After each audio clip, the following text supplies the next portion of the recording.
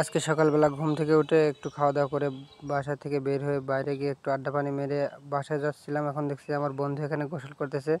তো পুকুরের মধ্যে আজকে ভাবছি গোসল করব, আবার ভাবছি গোসল করব না, কারণ 7-8 বছরের মতো পুকুরে গোসল করা নাই।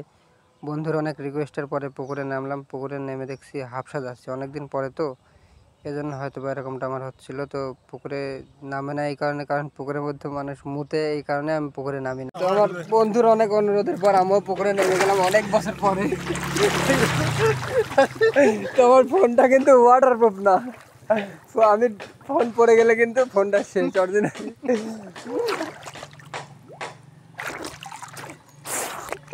মেলা পানি দোস্ত, মেলা পানি, ডুবি দাও দোস্ত। হাফসা কিছু বন্ধ করছো?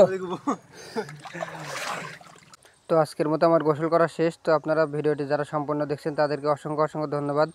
তো অপেক্ষায় থাকেন, পরবর্তীতে কোনো একটি ভিডিও নিয়ে আপনাদের সঙ্গে আমি হাজির হব ইনশাল্লাহ। তো এ পর্যন্ত আপনারা সবাই ভালো থাকবেন, সুস্থ থাকবেন।